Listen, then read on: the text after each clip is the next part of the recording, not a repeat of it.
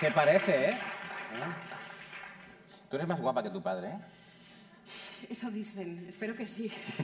¿Qué diría tu padre al ver tanta gente? Gen santa, que de gente. Sí. Muy bien. Una vida ancha, yo creo que lo cumplió con creces, ¿no? Una vida como un gran río. Él decía que sí, que no nos preocupáramos cuando faltase porque había vivido mucho y había vivido de todo. Y yo creo que sí, que fue así. Tuvo muchísima suerte porque tuvo una vida maravillosa gracias al cariño que recibió de todo el mundo, claro. En esa entrevista sobre el papel, supongo que bastantes de las personas que están aquí estuvieron, fue en 2014, entonces sobre el papel se le hacía Serrat a tu padre. Entonces Serrat, bueno, estaba un poco disperso el hombre, tal, con buena voluntad, estaba un poco perdido, y tu padre se dio cuenta enseguida y con su inmensa generosidad invirtió los términos y convirtió la entrevista de Serrat a Forges en una entrevista de Forges a Serrat, y funcionó estupendamente bien. Podríamos hacer lo mismo, ¿te puedo entrevistar yo a ti? No, entrevístalo a él. Es que hoy queremos conocer cosas de Forges. Durante la comida, yo he comido con esta chica, he tenido la suerte, me ha contado unas cosas que si las cuenta aquí, es decir, si cuentas la mitad de las cosas que tú has contado. Esperemos que sí, ¿no? Lo del mando a distancia. Solamente os voy a dar una serie de ítems, porque si a mí se me olvidan, me lo decís vosotros. Oye, lo del mando a distancia, acordaos, lo del mando a distancia, lo de la hija de ella y la palabra que dice, lo de, acordaos, hija de ella, mando a distancia, lo de las dos últimas de la primera casa, sé que es muy raro, pero acordaos, las dos últimas de la primera casa. Qué buena memoria tienes, ¿no? Es que yo he estado prestando atención en la comida. Sí, Oye, yo creo que sería bueno decir una cosa de Forges. Lo voy a decir yo como representante de los humoristas de otra generación, que no era la suya, pues era una generación más, tampoco mucho más joven, pero más joven, ¿no? Y yo creo que me saltaré eso de cuánto le debemos, lo que hemos aprendido de él, porque es evidente, y decirlo sería absurdo, porque es obvio, ¿no? Lo que hemos aprendido de él y lo que le debemos a él y lo que ha significado para nosotros en nuestro imaginario humorístico es evidente. Por lo tanto, no diré nada de eso. Sí que quiero hacer una reflexión para que se valore a Forges como una persona que ha sido capaz, sin él proponérselo y de una forma súper fácil, capaz de conseguir lo que a otros les cuesta un esfuerzo monumental. No sé quién dijo aquello de aquel que hace con facilidad lo que le cuesta a los demás es que tiene talento. Aquel que hace con facilidad lo que al talento le resulta imposible es un genio. Yo creo que tu padre sería eso, ¿no? Hace con facilidad lo que incluso a los talentosos les cuesta. Hoy día que estamos viendo como muchos humoristas quieren criticar lo que a ellos no les gusta, ¿no? Y emplean exabruptos y emplean cosas así como muy sueces y tal. Lo que consiguen es el efecto contrario, consiguen que se les enfaden aquellos que ellos pretenden combatir, ¿no? Tu padre conseguía, Forges conseguía, ¿vale? Porque hoy Forges es de todos, ¿no? Hoy te lo arrancamos a ti, ¿vale? Forges conseguía, con una buena leche brutal, con una bondad brutal, conseguía desactivar todo aquello que él quería criticar. Yo creo que muchos raperos, para entendernos como concepto, ¿no? Que, hostia, están como muy cabreados siempre y quieren luchar contra sus enemigos con rabia y con odio y tal, conseguía lo que esos jamás van a conseguir, ¿no? Y lo conseguía con buena leche. Yo creo que esa sería la enseñanza esencial de tu padre, conseguir desactivar al enemigo haciéndole reír y sin que nadie se molestase. Y eso me parece lo más moderno y lo más revolucionario. Eso, digamos, que es mi... Sin restar acidez. Sin restar acidez, por supuesto. Sí, pero no te voy a decir que le costaba, pero sí que él trataba de darle muchas vueltas a cada cosa que hacía. No se quedaba con lo primero que le venía a la cabeza, ¿no? Que quizá habría sido lo sencillo, decir, pues venga, esta viñeta así, ya está. Él, por encima de todo, no quería faltar al respeto a nadie ni herir de mala manera, ¿no? Siempre haciendo sonreír o generando ese puntillo de complicidad o de empatía. Y con eso conseguía cambiar muchas más cosas que efectivamente lo que tú dices, que con el cabreo sistemático y con estar todo el día enfadado, y era todo lo contrario, se enfadaba muy poco, muy poco. Me decía ella que cuando su padre hacía las viñetas, lo escuchaban reírse, que tú decías, ¿por qué se ríe, papá? Le decías a tu madre. Toda la vida. Él estaba haciendo vídeos y se reía. Es que además es muy curioso, porque él se sentaba a dibujar y siempre tenía la misma mecánica, siempre. Él se sentaba a dibujar después de haber oído la radio aproximadamente 2 horas. Oía 2 horas la radio y ya se sentaba a dibujar. Y en ese momento apagaba la radio y se ponía a silbar. Silbaba mucho, y dibujaba silbando, siempre. Y dibujaba silbando pues desde la cuarta de Brahms, que era su música favorita, hasta el Despacito, lo que fuera, lo que se le había metido en el cerebro. Entonces se ponía a dibujar y terminaba de dibujar. Y en ese momento se leía sus chistes y ahí es cuando se reía. O sea, ahí es cuando de verdad... Una vez que él veía el resultado, sí, digamos. Es como que se desdoblaba y entonces en ese momento le hacía gracia. Y venía emocionado con el chiste a que lo viéramos. Y yo siempre le decía, por favor, no me lo enseñes porque quiero verlo en el periódico. Y luego lo veo en el periódico, voy ilusionada al periódico y ya lo he leído. Y tu madre a veces le decía, no, este chiste no, que es malo. Sí. Esto me queda sorprendido. Sí. Mi madre tiene un sentido del humor espectacular. Yo creo que mucho de lo que ha sido su vida, 53 años juntos, ha sido reírse y han bebido el uno del otro. Y mi madre a veces que le decía, esto es malísimo, Antonio, fuera, nada, no puede ser. Entonces él se iba ahí un poco como diciendo, pues nada, pues este no. ¿Y le hacía caso siempre tu padre o defendía su obra? No, defendía su obra. Pero ganaba tu madre.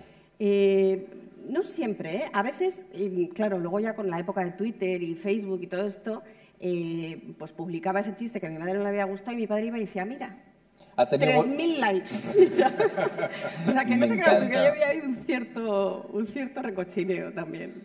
Oye, su hija, ¿cuántos años tiene? 15. Dice Gensanta, eso me parece precioso. Sí. Es una herencia brutal. ¿Cuánta gente lo dice? Yo creo que es lo que verdaderamente dentro de muchos años quedará, ¿no? Porque estas generaciones, pues algunas sí leen a Forges, ¿no? Pero no todas. No... Necesitan cosas mucho más rápidas, mucho más visuales. Pero yo creo que el Gensanta, bueno, por supuesto el Bocata y otra serie de cosas van a quedar, pero el Gensanta quedará. Bocata lo inventó él. Sí.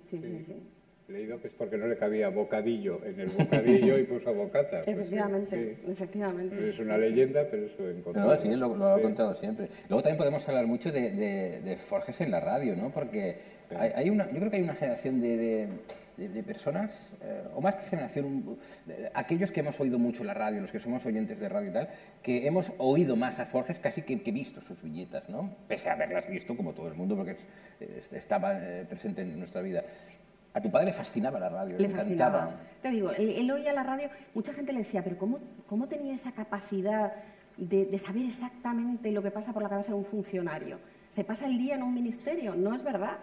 Lo que pasa es que efectivamente él observaba todo y la radio la tenía permanentemente puesta. Estaba permanentemente informado y oía todas las radios. Además, él no... Luego ya cuando descubrió los podcasts ya era como un privilegio. Podcast. Sí. Magnífico. Todo lo que fuera el estar permanentemente informado y en comunicación con lo que fuera.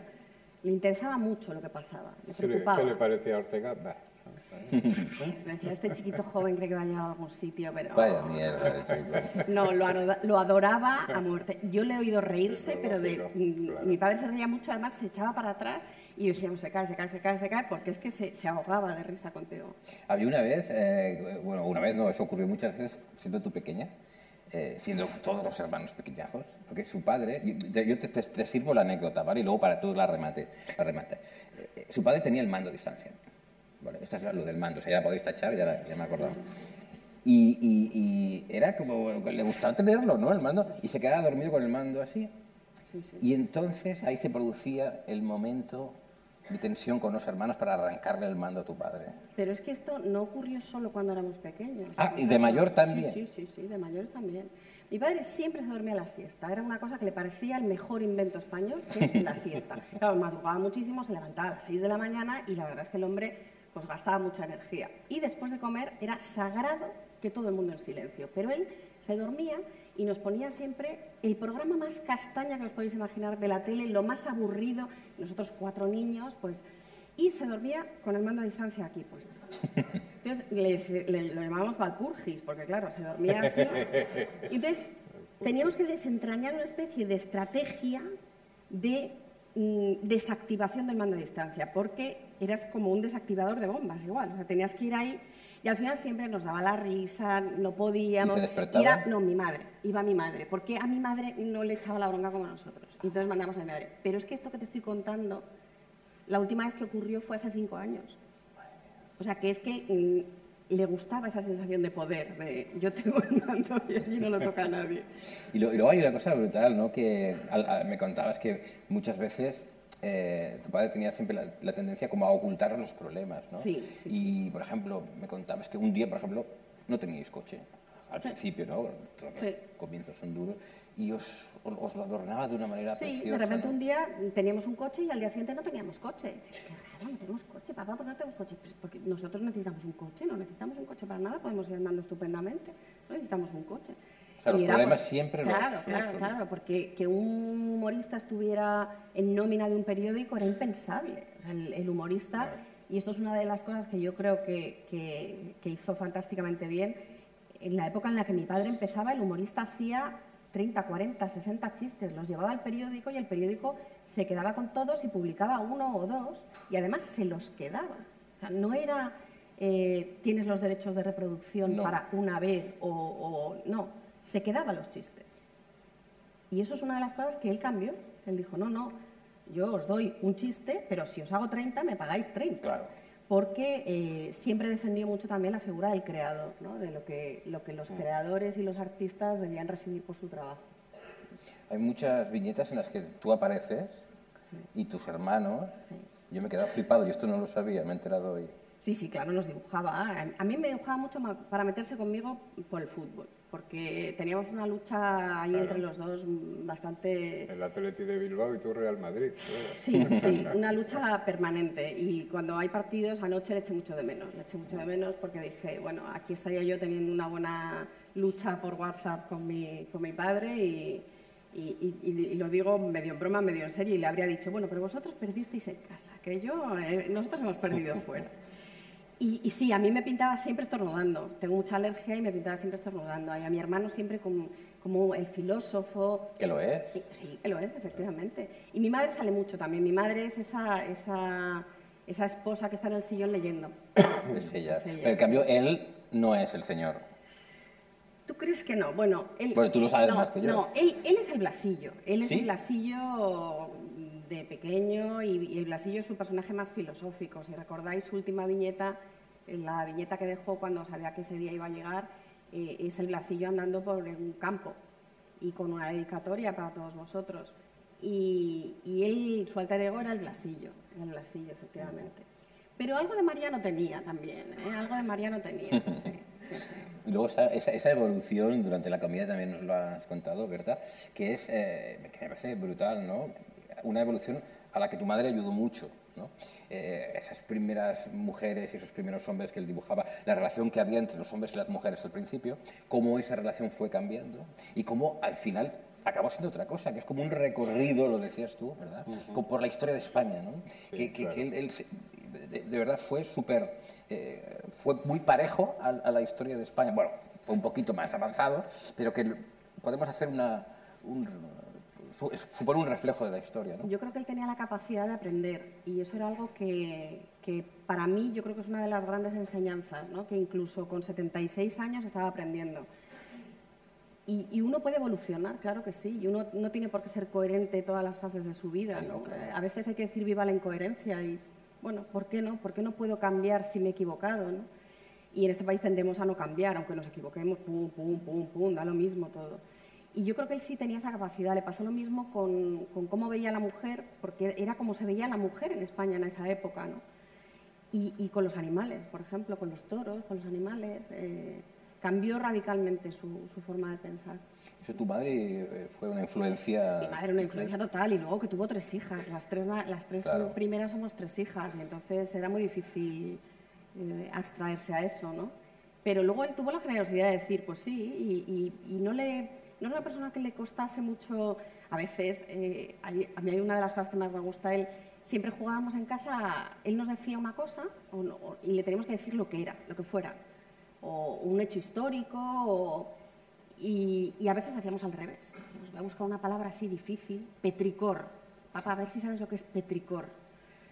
Y entonces, pues, se lo inventaba, una cosa que no tenía nada que ver. Y decía, papá, ¿te has equivocado? No, demuéstralo. Mira, el diccionario lo pone, el de la RAE, además. Estoy equivocado. ¿Está equivocado? Eso no está así. ¿No? Él tenía mucho... Con cosas chorras le costaba admitir que estaba equivocado, pero, sin embargo, con cosas realmente importantes no le importaba en absoluto. O sea, con lo importante era humilde, digamos, Sí, pero había cositas que... Bueno, con las bromas, pues le gustaba eso. A veces nos pegaba unas chapas en la comida que decías, Dios mío, porque leía muchísimo y entonces era una persona con mucho discurso y muy interesante, ¿no? Y muy divertido, muy divertido. Y ahora tú te encuentras de repente con, atención la cifra, 80.000 viñetas, son las que hizo tuvo Forges, ella que revisar para... que tuviste que revisar. ¿Qué haces ahora con esas 80.000 viñetas? Me parece impresionante. Que antes hemos hecho un cálculo en la comida y eran como 16 kilómetros seguidos de viñetas, una detrás de otra, que serían como 3 horas o 4 horas andando viendo viñetas de tu padre. ¿Qué haces con todo eso? Él me dice en 2013, a finales de 2013, me dice, mira, el año que viene, pero además así deprisa y corriendo en una comida, el año que viene hace 50 años que estoy en el humor. Y entonces he pensado que voy a hacer un chiste con mis mejores viñetas. Digo, pues fantástico, estupendo, me parece fenomenal. Y quiero que tú hagas la selección de los chistes, yo, perdón. Y entonces, efectivamente, recuerdo que con los primeros chistes, como se los quedaba el periódico, no los teníamos. Ah, claro, al principio. Se los quedaban las revistas y los periódicos y no los teníamos. Entonces teníamos recortes de periódico, mi madre recortaba y los pegaba en un álbum, que antes era algo que se hacía mucho. Y como yo veía el cariño en cada recorte, con guantes, porque claro, eso pues tenía 50 años ese papel, lógicamente, ¿no? Me lo pasé. O sea, yo creo que no me lo he pasado mejor en toda mi vida. Pero me agotador, reía. Sí, y además hay muchos que se repiten. O sea, hay un chiste recurrente, hay una línea de humor que te das cuenta de lo que a él le preocupaba. Pero me reí muchísimo. Para mí fue un honor porque le conocí mucho más como humorista, evidentemente. Fue un honor que me lo pidiera, claro, porque somos 4 hermanos. Digo, verás tú, los otros 3 se van a enfadar. Pero no. Y luego yo le iba pasando los que me parecía que estaban bien. Una cosa espectacular es que te decía, sí, pero hay uno en el 73 que es Mariano y Concha hablando no sé qué, no sé cuántos, búscalo porque ese me gustaría que estuviera. Y dices, no se puede acordar, es imposible. Y efectivamente pues se acordaba. Y las viñetas que habían sido rechazadas y que el periódico se quedaba, esas, claro, no, están perdidas para siempre. No hay forma de recuperarlas. No se sabe. De hecho, ahora nos han llamado, no sé si esto se puede contar, me lo voy a contar. Sí, cuenta. Nos han llamado a una casa de subastas porque tienen viñetas de mi padre para subastar y quieren que aún las autentifiquemos. No sabemos de dónde ha salido eso, todavía no las hemos visto. ¿Que las autentifiquéis? Sí. Sí. De algún sitio habrán salido, ¿no? Evidentemente. Y las subastarán, pero claro, tienen que explicar cómo las han conseguido, ¿no? Porque... Claro. Yo no sé decirte. Di que son falsas. Bueno, ¿sabes qué pasa? Que él se pasaba la vida haciendo billetes para todo el mundo. Ya, eso es lo que... Es que él nunca decía que no sabía decir que no. Yo le vi aquí en el festival las 3 veces que estuvo, era generosísimo con todo el mundo, dibujando lo que, pues nada, un camarero en un restaurante, ¿vale? Dibujaba, le hacía un dibujo a cualquiera. Sí. Se lo daba dedicado. En su archivo es apasionante ver cómo tenemos en cada año, todo su archivo está bastante bien organizado y tenemos la posibilidad de acceder a los chistes por temática y todo eso, que la verdad es que es muy interesante. Y tenemos una carpeta que siempre la llamaba varios, porque como organización era un absoluto desastre. Y ahí le ha hecho invitaciones de boda a media España. Media España se ha casado con la invitación de mi padre y se han divorciado, porque también hay invitaciones de divorcio. ¿Qué dices? Sí. Qué bueno. Sí. A lo mejor los mismos que les pidieron la invitación de boda. Luego... Bueno, de hecho hay uno que tiene la de boda y la de divorcio. Maravilloso. La misma pareja, y es absolutamente maravilloso, porque fue un divorcio amistoso y les pareció que era... Pero no necesariamente eran amigos de tu padre que les pedían. No, gente que no conocía nada. Gente que le pedía, oye, que le y él lo una hacía. Carta. Sí. Le mandaba una carta y se lo decía. Es impresionante. Y luego de causas de todo tipo. Amigos del perro, del pueblo, del no sé qué. Y él lo hacía. Siempre sí. Le costaba decir que no. No, decía que no jamás en la vida. Menos soltar el mando, todo lo demás lo hacía. Cuéntanos eso, porque me parece una cosa detectivesca y preciosa. Ese ordenador que se desenchufa, Sí, eso es muy bueno. esa clave que se pierde. Por Cuando- favor, es brutal, escuchad, ¿eh? Mi padre, bueno, una de las cosas que yo también destacaría de él es cómo introdujo la tecnología en su vida de humorista. Él tuvo el primer ordenador, el primer fax, el primer todo. Recuerdo, de hecho, una conversación con Antonio Mingote en la que le decía a Mingote, oye, Mingote, cómprate un ordenador, macho, o sea, manda ¿Mingote por qué? email esto, lo mandas por correo electrónico, escaneas el chiste y fenomenal. Y creo que a la semana Mingote se compró un fax. Entonces, él lo de la tecnología, y él siempre tenía su ordenador encima de su mesa, donde dibujaba. Un ordenador enorme, inmenso, y siempre estaba encendido. Tú podías acceder a su ordenador con toda libertad, no tenía clave ni nada. Pero pocos días antes de morir, como ya llevaba en el hospital muchos días malito, pues la señora de la limpieza que limpia en casa dijo, esto ya no sirve para nada, ras. Además que me imagino a los dibujos de que él hacía de las señoras de la limpieza tirando del cable. Claro, nosotros teníamos ahí, era todo su archivo, o sea, mucho archivo, Qué espanto. todos sus correos electrónicos, porque lo guardaba todo su Gmail de siempre, de gente que le pedía cosas, que contactaba con él, que tal, todo eso, ¡puf!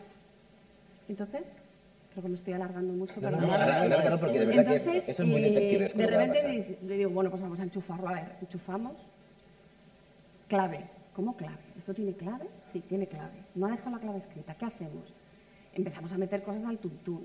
No, pero ¿cuál era la pregunta? Claro, La pregunta de la y nos clave. pone, no, clave de seguridad, pregunta de seguridad.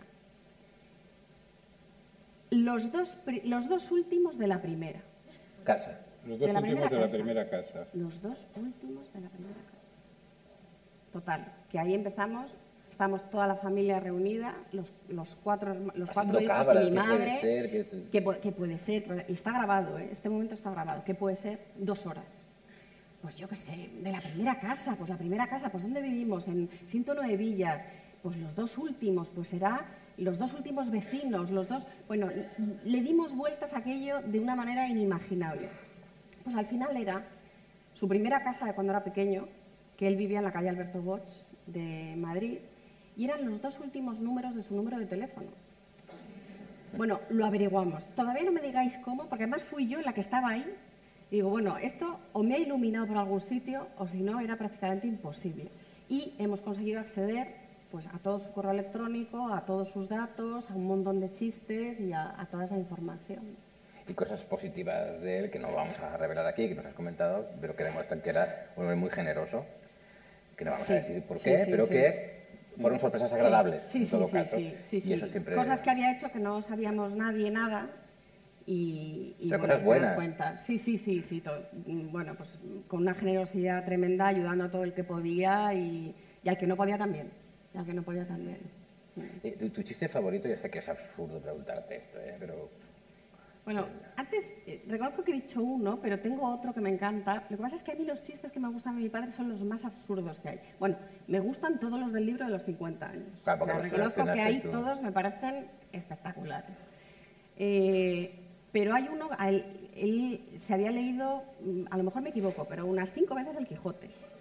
Y él era el Quijote. Cuando estaba ya muy malito, ya los últimos días, físicamente se parecía al Quijote. Y a mí era algo que me ponía los pelos de punta. Porque es que yo le veía y digo, por Dios, toda la vida hablándonos del Quijote y realmente es que es Era él. él. Es que se ha convertido en él. Y mi madre es Sancho, que es el sentido Sentido común, común, la cosa. efectivamente.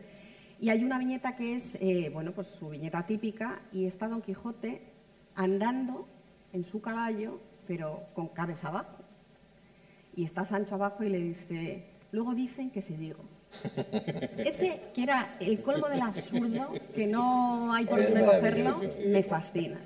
Y luego hay otro que me encanta, que es el matrimonio, ella leyendo en el sofá, por supuesto, y él con la cortina encima de la cabeza, que le dice, me aburro.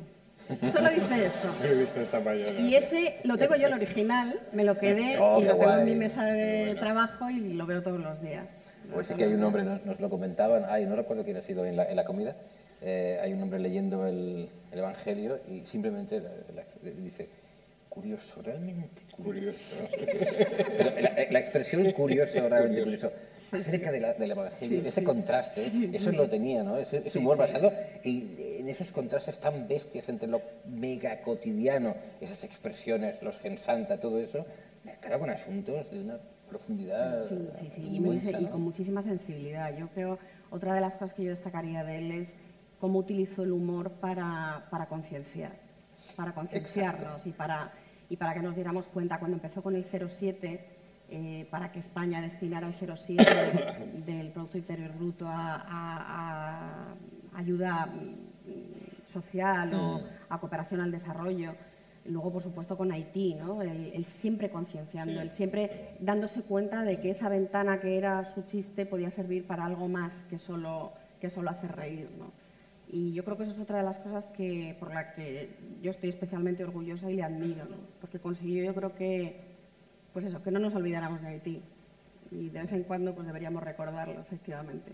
Y casi nadie estaba en contra de su humor. O sea, todos los humoristas, en general, todos los artistas tienen detractores. En su caso es muy complicado encontrar una sola persona que diga que no sintoniza con ese humor o que no le hace gracia. Hasta políticos, ¿eh? De todos. Sí, políticos y que se ha metido con todos. Y sí, la verdad. Pero yo creo que es un poco por lo que decíamos al principio, ¿no? Porque en todo momento intentaba que fuera un humor que no ridiculizara o que no faltara al respeto, que se puede hacer, lo que pasa es que cuesta mucho. Es mucho más difícil. Claro, mucho más difícil. ¿Cuánto tiempo tardaba en hacer una viñeta? La viñeta que veíamos en El País, por ejemplo, tal, desde que se sentaba silbando hasta que acababa, ¿cuánto tiempo? Pues, hombre, depende del día, claro, como todo el mundo, ¿no? Pero él dibujaba unas 8 o 10 horas al día. ¿Qué dices? Sí. Yo no le he visto de vacaciones nunca. Mira, le he visto de vacaciones cuando venía aquí, por ejemplo. Para él eso eran vacaciones. Bien, sí. Pero él en verano estaba ya haciendo chistes. Y siempre. Porque... Pero esas 10 horas, perdona que me interrumpa, pero hacía varias viñetas. Bueno, y las invitaciones de boda también. Invitaciones de boda, todo eso. Pero, claro, todo el día dibujando. Sí, generando ideas. Porque, apuntes. claro, él no solo hacía viñetas, Claro. Tuvo una época incluso que se dedicó a publicidad, o se dedicó, pues hizo cine, como bien sabes, horroroso, malísimo, lo peor que os podéis imaginar. El vengador justiciero y su pastelera madre. Sí, y País Pero su gracia, hombre. No. Y País S.A., horrible. No. Por ahí no. No, y se lo decíamos, pero se lo pasaba tan bien. ¿Y qué decía él cuando le decías que el cine no...? Él no sabía, él era plenamente consciente, claro que sí. No, pues mira, al final no... Pero se reía tanto y se lo pasaron tan bien cuando lo estaban haciendo, Claro. que yo creo que no... También era otra época, es que se hacía el cine de otra manera, ¿no? Es justo después de los 40 años gloriosos y todas esas cosas, entonces era otra cosa diferente, ¿no? ¿Y en tu casa desfilaban otros humoristas? No sé, me imagino a Chumichumez, a Gila. Mengote, a Gila en casa. ¿Cómo eran esas cenas, esas comidas en tu casa? Lo de Gila en casa, yo es el que más recuerdo. Mingote venía mucho, con Mingote tenían una grandísima amistad, también Chumi, todos, la verdad. Y una vez estuvo Tip también. Brutal, tío. Brutal, es una cosa. Pero lo de Gila era... Porque es que Gila no quería hacer reír. Es que Gila no quería hacer reír. Es que él te estaba contando su vida, y muchas de las cosas que te estaba contando es que le habían pasado. Lo habían fusilado mal. Que lo habían fusilado mal. Es que, claro. Sí. Y te lo decía, además, claro, nosotros así. Claro, me fusilaron mal, pero es que era totalmente cierto que lo fusilaron mal. Es que en Hermano Lobo estuvieron todos los grandes juntos. Sí. Summers, que también el humor gráfico de Summers, mucho más que sus películas, era bueno. Y Gila, que siempre lo asociamos a sus monólogos, pero era como humorista gráfico, era tremendo. Y recuerdo mucho a Mari Carmen y sus muñecos, que también venía. ¿Qué dices? Sí, y además recuerdo que una vez estaba yo malísima, con un gripazo, yo que sé, catarro y tal, y cogí un muñequito y me empezó a hacer cosas, sí. Sí, pero es verdad que tampoco teníamos una casa muy... No era muy farandulera, ¿eh? No éramos... Mi padre era más bien introspectivo, era muy tímido, era tímido. Pero cuando no dibujaba ni trabajaba, ¿qué hacía? Leer muchísimo. Y luego leer muchísimo sobre la Segunda Guerra Mundial. Tampoco me digáis por qué, pero nos metió unas castañas y unas chapas contándonos... Yo cogía los libros al peso en verano y yo decía, es imposible que se lea ese libro. y se lo leía y además podía estar leyendo 10 horas tranquilamente el tiempo que no estaba dibujando. Y luego le gustaba charlar, le gustaba mucho la conversación en familia y era una persona bastante hogareña. O sea, no el hogareño tradicional, pero sí no era muy de salir ni de ir por ahí. Ni... Se acostaba muy pronto, a las 10 de la noche. Sí, a las 10 de la noche todo el mundo a la cama. O sea, os obligaba también a vosotros. Claro, porque es que además él se despertaba con cualquier sonido y entonces tenías que estar en silencio, entonces todo era como que no me oiga. Yo recuerdo la última vez que llegué yo con 26 años a las 8 de la mañana, yo llegaba de juerga, claro. ¿Te riñó?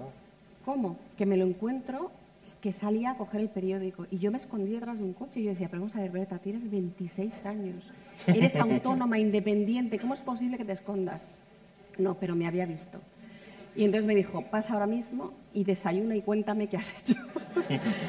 ¿Y lo hiciste? Pero porque él se levantaba a las 6 de la mañana. A las 6 de la mañana él ya estaba en pie. Pero vaya sufrimiento tu padre desde las 6 hasta que llegaste. Sí. No se preocupaba. No se preocupaba nada, ¿eh? No, se dormía como un tronco. Nunca tuvimos hora para llegar. Esto que no lo diga a mi hija, por favor, que no salga de aquí. Nunca tuvimos hora para llegar, nada. Libertad absoluta, confianza plena y fuimos muy responsables. No sé si es precisamente por esa libertad, pero fuimos muy serios y muy responsables. ¿Y tus hijos, esta tercera generación, digamos, leen las viñetas de tu padre? Leen las viñetas, pero les hace más gracia Mafalda y eso lo llevaba a regular. Sí. ¿Qué dices? Lo llevaba a regular, sí. Y además se lo decían, bueno, me gusta Basquino. Y entonces era como... Yo creo que todavía eran pequeños. Y el mío pequeño hace cómics. ¿Qué dices? Sí, mi pequeño hace cómics y además tengo una foto preciosa de él, de mi padre leyendo un cómic de mi hijo. Y eso... Qué bonito. No creo que llegue a nada, pero bueno, por lo menos los pinta. Qué chulo. ¿Y recuerdas las épocas de la radio, cuando tu padre se iba ahí a protagonistas con el del Olmo? Sí, es que la radio, para él la radio era...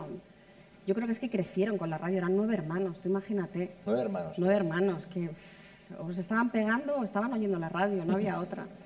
Y luego mi padre, él contaba siempre cómo empezó a dibujar. Él tuvo una encefalitis cuando tenía 8 años y tuvo que estar un año en la cama. Pero como a mi abuela le daba miedo que se cayera de la cama, lo metía en una cuna. Entonces estaba un poco encerrado. ¿Verdad?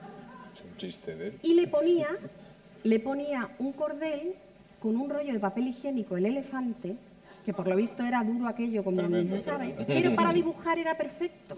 Claro. Y entonces él iba tirando e iba dibujando ahí.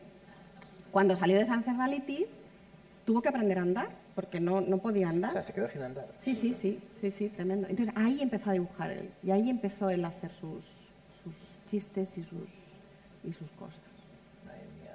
Y la radio le acompañó también durante todo ese tiempo que él estuvo ahí.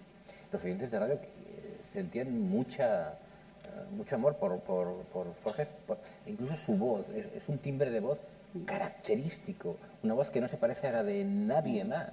Tú sabes que él lo que quería de verdad era ser cantante de jotas. No es broma, os lo digo totalmente en serio. Él estaba convencido que él cantaba jotas fantásticamente bien. Él creía que era bueno cantando Él estaba convencido de que cantaba jotas mejor que nadie. ¿Y las cantaba en casa? Las cantaba. ¿Mejor que nadie? No. No. ¿Qué jotas cantaba? Tengo vídeos también de él cantando jotas tremendos. ¿Qué jotas cantaba? Es que yo creo que no éramos capaces ni de entender lo que se decía. Era complicado. Él siempre vivió, y con nosotros siempre, es que lo primero que nos enseñó es a reírnos de nosotros mismos. Es que el primer aprendizaje que yo recuerdo de mi padre y de mi madre, de los dos, es aprende a reírte de ti misma. Y entonces él, pues hacía mucho el payaso en ese sentido. Bueno, te contaba antes, yo crecí pensando que mi padre era torero. O sea, yo, claro, llegaba del colegio y nos decían, ¿y tu padre a qué se dedica? Y tu padre, el mío abogado, el mío no sé qué, y tal. Y yo, el mío torero. Y claro, pero porque él te lo había dicho, Claro, él me decía, yo le decía, papá, increíble. ¿tú qué eres? Y dice, yo torero. Y claro, tú llegas ahí y tú decías, pues el mío es torero. Y te miraban como diciendo, anda, venga, rica. Y entonces ya yo un día llegué, diciendo, vamos a ver, papá. Algo no cuadra. Pero yo aquí. iba a tener 6 años o 5, no sé, muy pequeña. Y digo, a ver, papá, tú torero no eres. ¿Qué eres? ¿Qué eres? Y me dice, está bien. No os lo quería decir, me siento obligado a decíroslo, pero por mí, desde luego, no os lo decía. soy domador de leones. Esto de verdad os digo, es totalmente auténtico, ¿eh? Y claro, yo al día siguiente fui tan contenta, digo, que no es torero, es domador de leones. que es domador de leones. Imagínate, qué momento. Y cuando te dijo, oye, mira, hija, que me dedico a hacer chistes y a dibujar viñetas. Por cierto, ¿cómo le llamaba él? Paréntesis, chistes, viñetas... Chistes. Cuando te dijo, oye, me dedico a hacer chistes, claro, te encantó, ¿no? Claro, Aunque tú ya intuías algo porque lo veías dibujar. Es que era todo un poco surrealista, porque él nos sentaba a dibujar con él. O sea, que sí que vivíamos eso, pero lo que no pensábamos es que de eso se ganase la vida. Eso es como su entretenimiento. No. Y a veces cuando hacía chistes malos decíamos, y que vivamos tan bien con el humor que hace este señor, ¿sabes? Entonces, claro, cuando ya la gente te empezaba a decir por la calle, porque tu padre es famoso, porque tu padre no sé qué, como nunca nos educó para tener ningún tipo de pensamiento de que éramos más que nadie ni nada, al revés, pues era un poco, nos imponía un poco. Y yo toda la vida he tenido mucho pudor, mucho pudor. O sea, yo creo que yo no he dicho soy hija de Forges hasta que no está. Así es. Es curioso. Ahora estoy orgullosísima. Siempre lo he estado. Lo que pasa es que me daba como cierto pudor, pero es lo que él nos ha transmitido, ¿eh? Y a pesar de que estábamos en un restaurante y se acercaban 5 personas, 6, ibas por la calle, le paraban, pero él siempre le parecía como que le pasaba a todo el mundo, como que era algo que... Tú tienes un humor heredado de él, ¿eh? Yo te lo he detectado en el... Ojalá. No, seguro. Tú sabes que siempre digo que he heredado la papada, pero poco más. No. Clarísimamente tienes esa cosita, esa chispita forgiana. Yo creo que nos lo ha inoculado a todos. Es evidente. Tú sabes que Toño, mi hermano, es gracioso, bueno, graciosísimo. Toño, seguramente muchos de vosotros lo conocéis porque lo habéis oído por la radio. Toño es impresionante. Es un Forges chiquitín. Muy chiquitito. Es maravilloso. Listo. Sí. Una vez tu hermano me dibujó una viñeta de Forges. Sí. Y la vi, lo dibujaba igual. Lo hacemos todos igual. Y tú también sabes dibujar. Claro. Ey, No, lo siento. No. Lo siento. No, pero además voy a decir una cosa. Un boli. Voy a decir una cosa, escúchame, Ortega, te voy a decir una cosa. ¿Eso qué son, notas? Yo soy la única que no sabe hacer lago con un canuto. ¿Pero sabes hacer un Blasillo o un Mariano? Sé hacer la cabeza. A ver. Un bolígrafo. Tengo. Lo siento. ¿Para qué lo habré dicho? No, estas cosas? claro, tío, estás en un teatro, esto es espectáculo. Claro, pero lo sé hacer pequeño, ¿eh? Tampoco me hagáis hacerlo grande, Bueno, no lo van a pero ver. hay una Vale. cámara aquí que yo puedo Lo ponemos enfocar. delante de, A ver. de la cámara A ver. y se verá. Chan. Lo voy a intentar hacer todo lo grande, pero claro, ni comparación. Bueno, no, pero muy bien. Tú ves que ni comparación. Y luego él Os hacía propongo por aquí. una cosa mientras dibuja. Ya está, si no se hace más. No, pero mira, está Un fragmento perfecto. de vídeo. Vale. Y luego Os va a aquí divertir. hacía así. Más o menos, con los nervios no me ha salido muy bien, Juan Carlos. A ver, ¿cuál es la cámara? Sí. ¿Verdad que sí? Lo intentábamos. Luego lo regalamos. ¿Eh? ¿Dónde está? Ahí. Ah, ¿qué es esa? Yo no sé Ahí. por qué. A Ah, ver, eso es dame. un trípode. Dame, a ver. Eso era un trípode solo. Sí, ¿eh? Yo no sé por qué pensaba que No lo estaba allí. enseñes mucho, que me da vergüenza. Me voy a poner colorada. Ahí lo. Es que hay 2 cámaras, ¿eh? Bueno, algo. Este festival es una superproducción, claro. Y es increíble cómo consiguió tener un estilo, pero identificable a distancia. Sí. Pero tú sabes por qué es eso, ¿no? ¿No te lo No. cuento nunca? Oye, eso sí que es una historia preciosa. Él llegó un día que le dijo a mi abuelo, yo quiero hacer chistes. Y entonces mi abuelo dijo, mira, pues la única condición es que verdaderamente seas original. Se tiene que ver qué es tu chiste a 15 metros. Y entonces él pues cogió y se puso a dibujar y se lo enseñaba. Mis abuelos vivían en una casa con un pasillo larguísimo, como antiguamente, que tenían todas las habitaciones a un Y lado. se ponía al fondo. Y se ponía mi abuelo a un lado del pasillo y mi padre al otro. ¿Ya? No. Y una vez y otra vez. ¿Ya? No. Y así dibujó. No os podéis yo tengo dibujos del principio que no se parecen en nada, no tenía Cuando era un crío, narices, no claro. tenía, por supuesto, el bocadillo, todo eso, nada de nada. Y llegó un día, creo que tenía unos 12 años aproximadamente, que se puso a los 15 metros y le dijo, ya, y le dijo, ahora sí. Y ese momento llegó y entonces a partir de ahí fue cuando hizo sus Es muy cinematográfico, esto es para filmarlo. ¿eh? Eso es totalmente real. Es ¿eh? maravilloso. Mm. O sea, que tu abuelo un poco también fue responsable de... Sí, claro, porque además mi abuelo también escribía, venía del mundo de... Bueno, hizo de todo, fue desde director general de cinematografía hasta trabajó en Philips, hasta... De todo va a sacar a 9 hijos adelante en plena posguerra, imagínate. De todo. Y la mili te la ha contado tu padre más de una vez. Uy, la mili. ¿No? Es que tenía 2 milis él. Tenía 2 milis él, porque todo el mundo tiene una, él tenía 2. Él tenía su mili, que fue de Chichinabo, o sea, él entró ya un poquito de... O sea, no entró de soldado raso, y además yo creo que estuvo muy poco rato, no... Poco rato. Y luego lo que nosotros llamábamos la mili, que es cuando estuvo precisamente aquí en el Soyuve montando la televisión. Y él cada vez que decía, pues yo en el Soyuve... Era como nosotros la mili. Decíamos, oh Dios, nos ha agarrado. Y entonces era, no, es que tengo que irme porque tengo que estudiar un examen ahora mismo. Y te contabas lo que él vivió en el Soyuve, y prácticamente, bueno, no era muy de contarte... Os voy a contar una cosa que solo la he contado una vez y que esto es algo muy, muy íntimo, familiar. Nosotros teníamos una cosa que era el trolómetro. ¿Qué es el trolómetro? El trolómetro era una especie de aguja que se nos marcaba en el dedo cada vez que mi padre cogía carrete y empezaba a contarnos algo. Él empezaba a contarte una historia y cuando él veía que ya habías captado esa atención, que ya estabas así, ya se venga, ahora empezaba a echarle esa imaginación y esa capacidad, pues que él tenía una capacidad de observación que veía cosas donde todo el mundo veíamos cosas normales, él veía cosas mucho más complicadas. Y entonces ya empezábamos a ver como que se venía arriba. Y entonces el trolómetro, ya decíamos, papá, el trolómetro te está pasando, papá, ahí no. Y ahí es cuando le decíamos lo de, es mentira, que se gane la vida con el humor y mírale. Pero claro, esas trolas eran generosidad, porque era para entreteneros un poco. Es que además muchas veces no eran trolas, es que de verdad le pasaban cosas alucinantes, alucinantes. O sea, era ese tipo de persona, también lo he contado antes.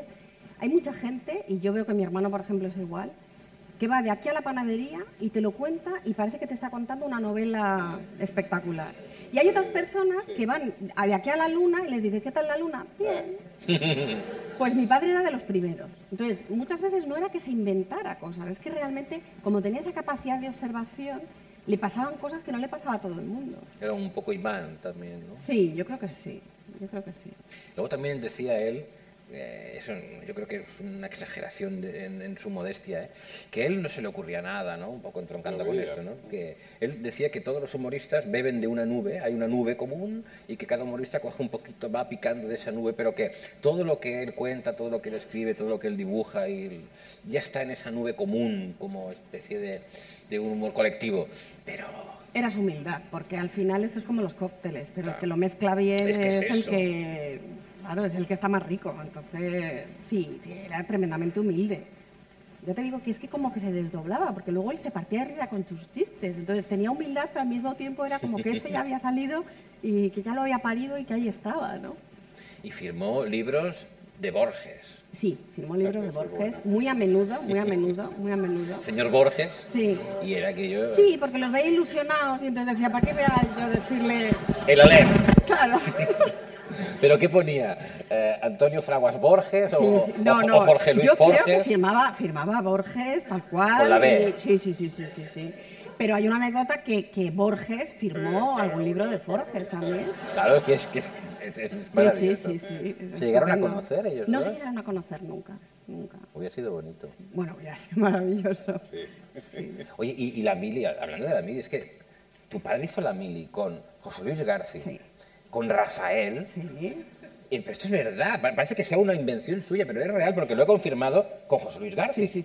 José Luis García, Rafael, Forges y había alguien más, Manuel Martín Ferrán, el que montó Antena 3 Radio y todo eso. O sea, ¿por qué a veces existen esas confluencias que compañeros de Mili, García, Rafael y Forges? Bueno, también fue al colegio con Julio Iglesias. Es que era un imán de cosas raras tu padre. Sí lo era. Tenía grandes amigos y con García lo hemos pasado bomba. García era, bueno, sigue siendo, afortunadamente, maravilloso y divertidísimo. Tiene grandes amigos y una de las cosas por las que, bueno, aparte de estar muy agradecida por estar aquí y dar las gracias a Juan y a Ja por este homenaje en nombre de mi familia, porque verdaderamente ha sido muy, no sé, ha sido muy bonito para nosotros recibir la invitación, es cómo se ha volcado la gente cuando falleció. O sea, Nosotros reconozco que no nos dábamos cuenta de mucho de lo que estaba pasando, pero es que fue... O sea, en el tanatorio hubo 1000 personas, 2000 personas, y gente de blancos, azules, verdes, grises, amarillos, gente que realmente dices, pues bueno, ¿cómo puede estar aquí un representante de los obispos y al mismo tiempo... ¿Tuvisteis un telegrama del Vaticano? Sí. Tuvimos un telegrama del Vaticano, sí, sí. Todo, o sea, él se habría muerto de risa con todo. O sea, él, de verdad, le habría parecido todo surrealista, absolutamente. Porque además él decía, yo no quiero homenajes, yo no quiero saraos, yo no quiero tal. Él decía, yo, tanatorio municipal, el tanatorio municipal, que sí, papá, que sí. Entonces, yo creo que él le habría... No se lo habría esperado nunca, nunca, nunca. Fue muy, muy emocionante. No sé si alguien quiere hacerle alguna pregunta. El primero que teníamos preparado y ¿queremos os va a algo? gustar, sí, un fragmento del documental de televisión española en el que Vale, sí, estás tú con Antonio y tiene mucha gracia, está muy bien. Y luego pues hay una definición tuya final que está muy bien, comentémosla. Vale. Cuando queráis.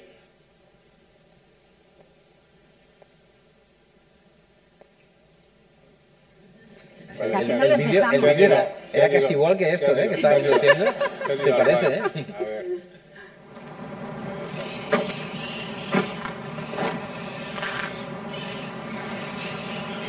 Hola.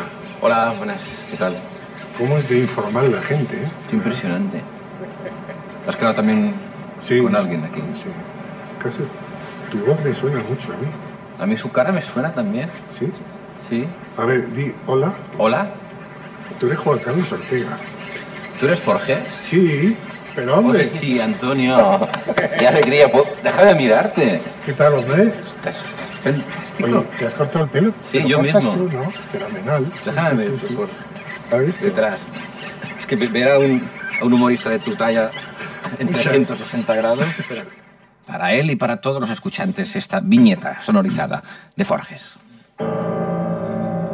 Consulta de un psicólogo infantil.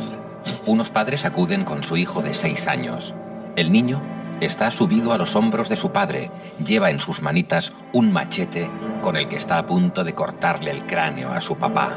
La madre pregunta: ¿qué podemos hacer, doctor? El psicólogo infantil comenta: Vamos a ver, después de analizar científicamente la situación, creo que lo más conveniente es quitarle el machete al niño, hombre. La madre, dubitativa, pregunta: Pero ¿no le causaremos un trauma al pobrecito niño? Impresionante, ¿eh? Es impresionante, pero es verdad, ¿eh? Esto lo he visto yo, ¿eh? No exactamente. No, pero no eso, puede ¿eh? ser, Antonio, que todo lo que tú conviertes en chiste lo hayas vivido. Yo he vivido No en puede una ser. calle una mamá hablando por teléfono en la acera y un niño de 3 años metiéndose entre los coches y llegando a la calzada. Y le dije, oye, que el niño le va a pillar un coche. Y dice, lo estoy consultando con el psicólogo. Estaba consultando con el psicólogo. Esa es una viñeta, Antonio. Pues es que luego decís que yo me lo invento. Pero es que estas cosas pasan. Yo soy más de esa cosa suya de la famosa viñeta de Mariano, levántate que son las 7, y Mariano dice, pues que pasen, ¿no? A mí me hace mucha gracia. Cuando dentro de muchos años no tengamos con nosotros a Forges, será cuando realmente haya acabado el siglo XX en el humor. Yo creo que aún estamos en el siglo XX. Mientras haya humoristas como Forges, aún continúa el siglo XX un poco. Cuando muera Forges, acabará el siglo XX en el humor. Eso.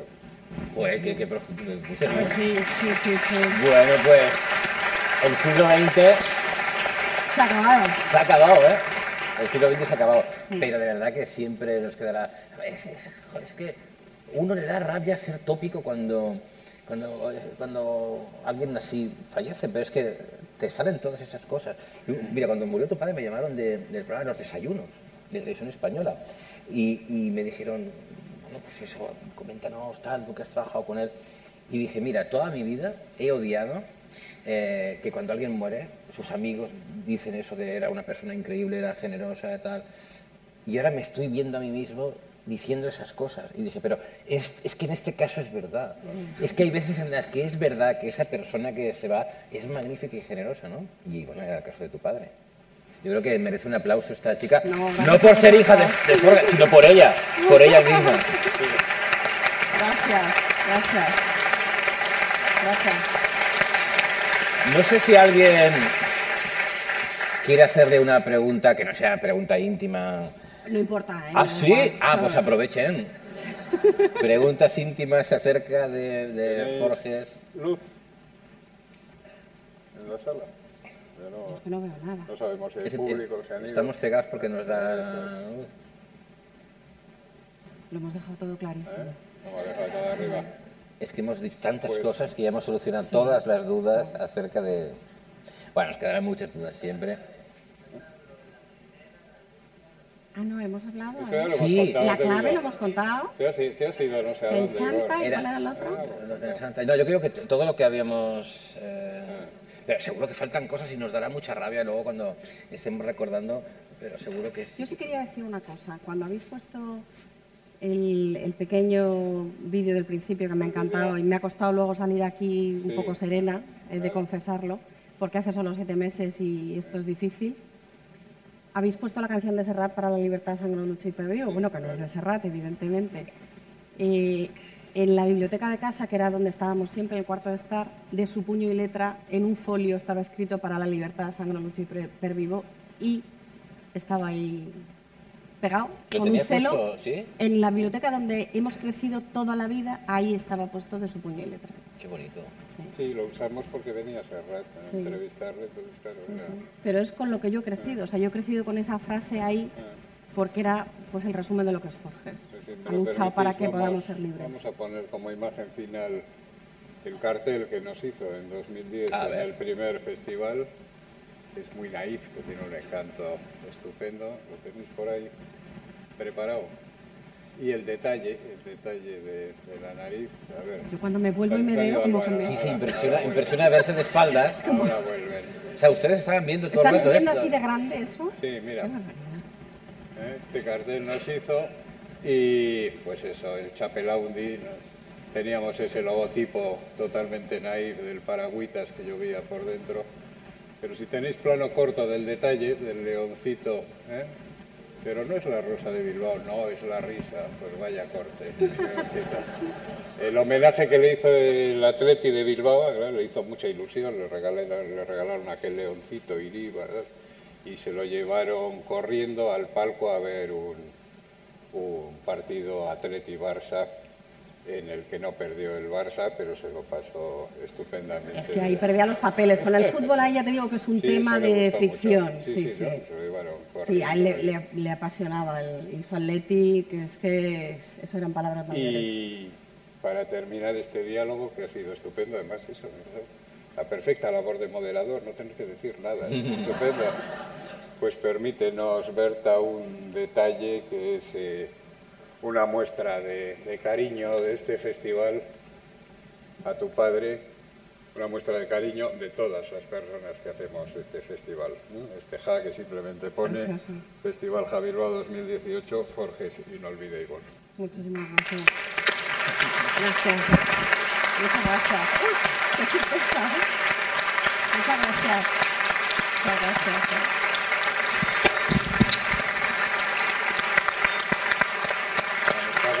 Ahí está la foto. Qué bien, más bonito, ¿no? Qué cosa, ¿eh? Sí. Muy bonito. Muy bonito. Muchas gracias. Vale. Yo he visto que caiga el micrófono, se oye. Voy a hacer una foto. ¿Sí? Gracias a todos. Muchas gracias.